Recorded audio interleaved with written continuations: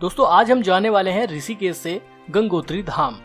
ऋषिकेश से गंगोत्री धाम के इस रोड ट्रिप पर हम आपको बताएंगे कि रास्ते कैसे बने हुए हैं, कहां कहां पेट्रोल पंप है, क्या क्या सुविधाएं आपको मिलने वाली हैं, कौन कौन से शहर कौन कौन से गांव आपको देखने के लिए मिलेंगे।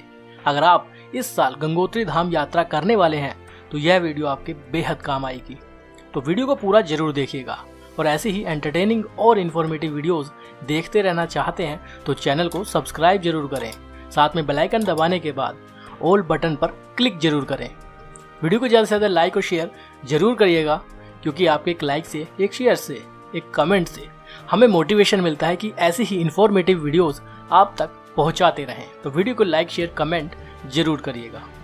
कमेंट बॉक्स में जय गंगा मैया, जय गंगोत्री धाम, हर हर महादेव, जय भोलेनाथ जरूर लिखिएगा। तो चलिए आज चलते हैं गंगोत्री धाम।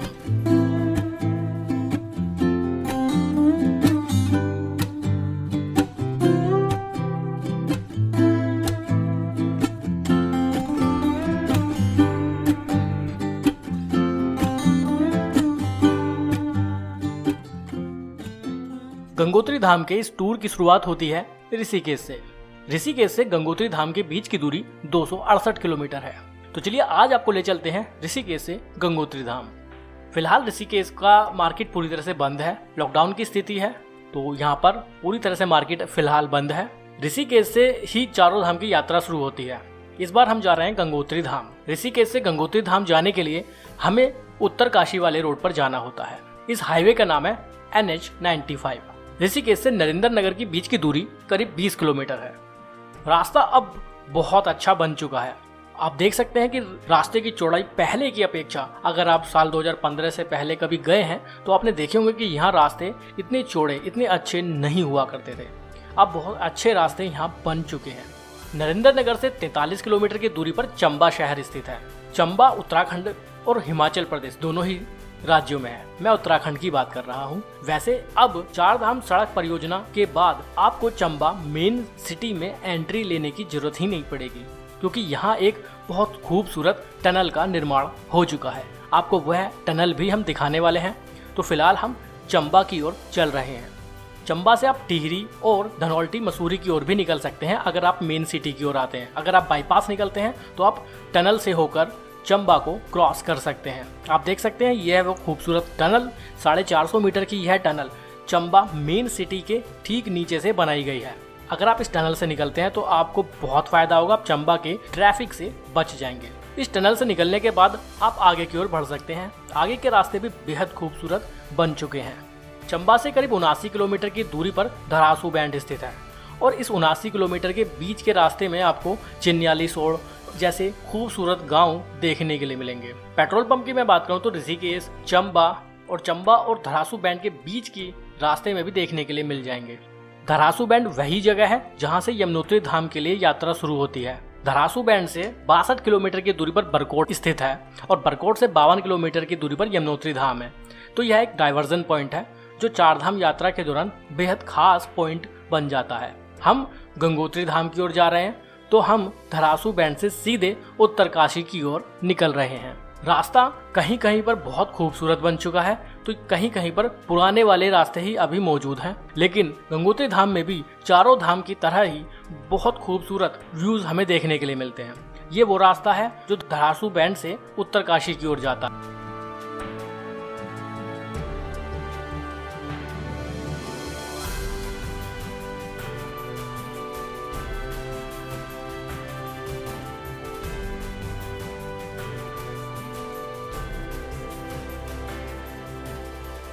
धरासू बैंड से 32 किलोमीटर की दूरी पर उत्तरकाशी शहर स्थित है। उत्तरकाशी उत्तराखंड का एक बहुत बड़ा जिला है और यह शहर भी बहुत बड़ा है। यहाँ आपको जरूरत की सभी चीज़ें बहुत आसानी से मिल जाएंगी। सस्ते होटल से लेकर बड़े बड़े होटल्स भी यहाँ आपको देखने के लिए मिल जाएंगे। मैं होटल्स के चार्जेस की बात करूँ तो 400-500 रुपये से यहाँ पर होटल की चार्जिंग शुरू हो जाती है, जो 2000 या 2500 तक रहती है। सीजन के अकॉर्डिंग रेट बदलते रहते हैं, लेकिन आमतौर पर आपको आसानी से 600-700 रुपये में भी यहाँ रूम मिल जाएगा। चारधाम यात्रा के बारे में मैं पिछले कुछ दिनों से लगातार वीडियो बना रहा हूँ और मैं अपनी सभी वीडियोज़ में चारधाम यात्रा का बेस्ट टाइम बताता हूँ तो मई और जून सबसे अच्छा समय होता है अगर आप स्टार्टिंग में चार धाम यात्रा करना चाहते हैं कपाट खुलने के बाद। उसके बाद जुलाई और अगस्त का महीना थोड़ा रेनी सीजन होता है, जिस कारण आप चार धाम यात्रा को अवॉइड कर सकते हैं। लेकिन अगस्त के बाद सितंबर और अक्टूबर में और दीपावली तक आप कभी भी चार धाम यात्रा कर सकते हैं। मौसम बहुत सुहावना रहता है और सितंबर अक्टूबर में यात्रा करने का फ़ायदा यह होता है कि इस समय होटल्स के चार्जेस और काफ़ी चीज़ें बहुत सस्ती हो जाती हैं। इसके अलावा मंदिर में अच्छे दर्शन आपको करने हैं तो सितंबर और अक्टूबर का महीना ही सबसे ज़्यादा बेस्ट होता है, क्योंकि बहुत कम लोग उस समय जाते हैं। उत्तरकाशी से निकलने के बाद एक खूबसूरत सा डैम हमें देखने के लिए मिल रहा है। इस डैम का नाम है मनेरी डैम और बहुत खूबसूरत ये डैम है। बहुत बड़ी मात्रा में यहाँ से पानी सीधा भागीरथी नदी में गिर रहा है। भागीरथी नदी का फ्लो इस समय बहुत तेज है। पहाड़ों पर लगातार बारिश होने के कारण बहुत ज़्यादा जल भागीरथी नदी में इस समय मौजूद है। आप देख सकते हैं भागीरथी नदी के खूबसूरत से नज़ारे।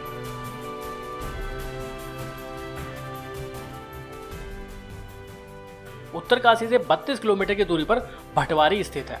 भटवारी भी एक छोटा सा शहर है, एक छोटा सा गांव है। यहाँ भी कुछ होटल्स वगैरह बने हुए हैं। अगर आपको नाइट स्टे करना है तो भटवारी में भी आप रुक सकते हैं। कुछ छोटे मोटे होटल होम स्टे यहाँ पर आपको आसानी से मिल जाएंगे। पेट्रोल पंप की मैं बात करूँ तो लास्ट पेट्रोल पंप आपको उत्तरकाशी में देखने के लिए मिला था। लगातार मैं आपको पेट्रोल पंप की भी डिटेल दे रहा हूँ। उत्तरकाशी में कई सारे पेट्रोल पंप हैं। पेट्रोल से रिलेटेड कोई भी प्रॉब्लम आपको उत्तरकाशी तक नहीं होगी।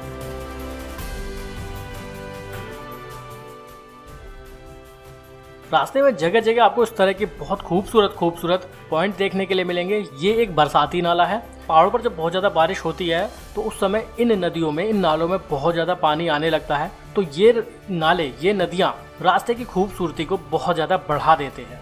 आप देख सकते हैं रोड के एक साइड में एक ढाबा मौजूद है और उसके बराबर में ही खूबसूरत सी नदी आ रही है।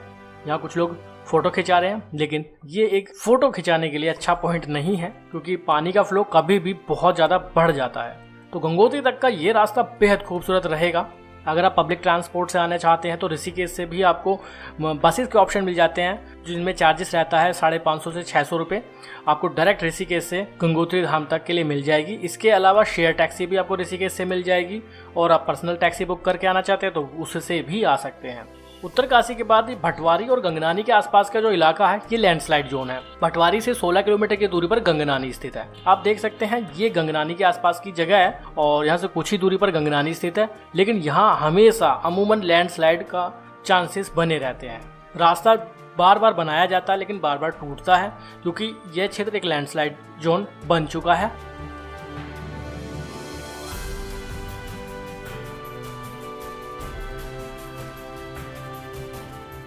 गंगनानी में भी कुछ होटल मौजूद हैं।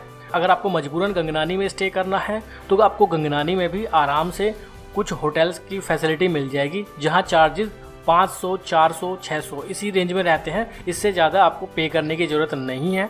आप उनके साथ नेगोशिएट करिए, आपको 400 या 500 रुपये में भी एक अच्छा रूम गंगनानी में मिल जाएगा। गंगनानी से 31 किलोमीटर की दूरी पर हर्षिल स्थित है। जैसे ही आप गंगनानी से आगे निकलते हैं तो रास्ते की खूबसूरती मानो बहुत ज़्यादा बढ़ जाती है।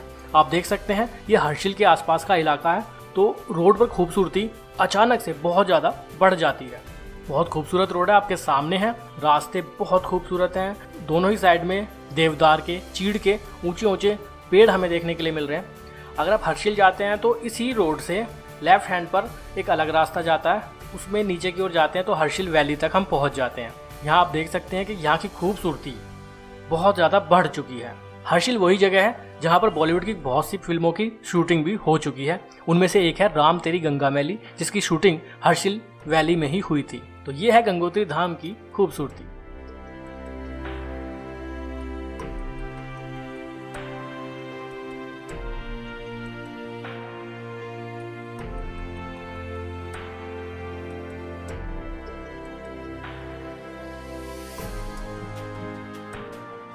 आप देख सकते हैं बहुत ही खूबसूरत नज़ारे। एक साइड में ऊंचे ऊंचे पहाड़, दूसरी साइड में भागीरथी नदी और सुंदर सुंदर चीड़ के पेड़। बहुत ही खूबसूरत ये जगह है, बहुत ही ज़्यादा। तो कुछ इस तरह की खूबसूरत रास्तों से होकर आपको निकलना होगा और आप पहुंचेंगे गंगोत्री धाम। हर्षिल के मेन कट से करीब 17-18 किलोमीटर की दूरी पर भैरव घाटी स्थित है और भैरव घाटी से करीब 6-7 किलोमीटर की दूरी पर गंगोत्री धाम आ जाता है। आप देख सकते हैं कि बहुत ही खूबसूरत रास्तों से होकर गुजर रहे हैं और अभी यहाँ से कुछ ही दूरी पर गंगोत्री धाम मौजूद है। यहाँ बार बार ऐसा लग रहा है कि रुकना चाहिए, फोटोग्राफी करनी चाहिए, क्योंकि यहाँ से रास्तों की खूबसूरती बहुत ज़्यादा बढ़ जाती है। इसी जगह हमने सबसे ज़्यादा वीडियो बनाई है क्योंकि ये गंगोत्री धाम की सबसे खूबसूरत जगहों में से एक है।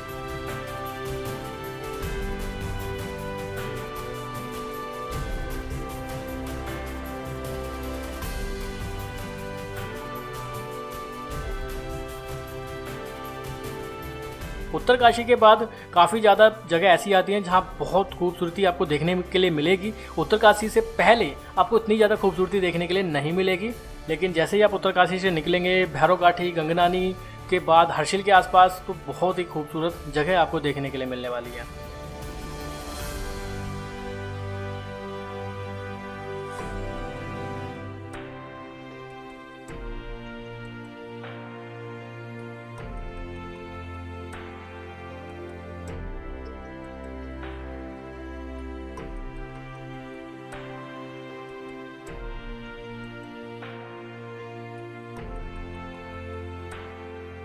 अभी हम पहुँचे हैं एक लोहे के पुल पर और इस लोहे के पुल से हम भागीरथी नदी के दूसरे छोर पर पहुँचेंगे और इस पुल के बाद ही गंगोत्री का जो राष्ट्रीय पार्क है, नेशनल पार्क है, वो स्टार्ट हो जाता है और पूरी तरह से गंगोत्री के क्षेत्र में हम एंटर ले लेते हैं। आप देख सकते हैं सामने बोर्ड लगा हुआ है, गंगोत्री राष्ट्रीय पार्क में आपका हार्दिक स्वागत है।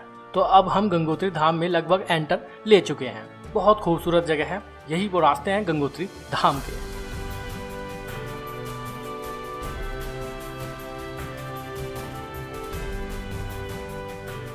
ये है भागीरथी नदी का एक विशालकाय बहुत ही खूबसूरत नज़ारा।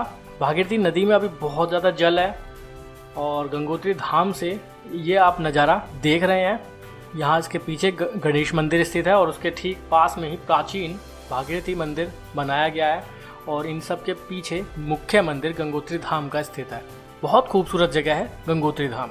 जैसे कि मैं आपको पहले भी बता चुका हूँ कि उत्तरकाशी और गंगोत्री के बीच की करीब दूरी रहती है 98 से 100 किलोमीटर और ये 98 से 100 किलोमीटर का जो डिस्टेंस है, इसमें आपको बहुत ज़्यादा खूबसूरत व्यू देखने के लिए मिलेंगे।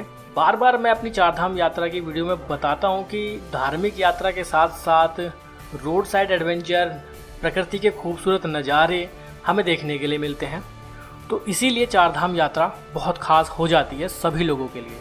ये हैं गंगोत्री धाम के बहुत खूबसूरत नज़ारे। यहाँ से आप गोमुख के लिए भी ट्रैक करने जा सकते हैं। अमूमन बहुत कम ही लोग गंगोत्री से गोमुख की ओर जाते हैं। अगर आप पैदल ट्रैक कर सकते हैं तो आप गोमुख के लिए यहाँ से ट्रैकिंग कर सकते हैं। उसके लिए आपको यहाँ से एक परमिशन लेनी होती है, उसके बाद आप गोमुख के ट्रैक के लिए निकल सकते हैं, जिसके लिए पूरा कम से कम 1 से 2 दिन आपको चाहिए। वीडियो अच्छी लगी तो लाइक और शेयर जरूर करिएगा। ऐसी ही इन्फॉर्मेटिव एंटरटेनिंग वीडियो आप तक पहुँचाते रहेंगे, तो चैनल को सब्सक्राइब भी जरूर करिएगा। कमेंट बॉक्स में जय गंगा मैया, जय गंगोत्री धाम, हर हर महादेव जरूर लिखिएगा। अभी के लिए इतना ही, आगे फिर मुलाकात करते हैं आपसे। बहुत बहुत धन्यवाद। हर हर महादेव।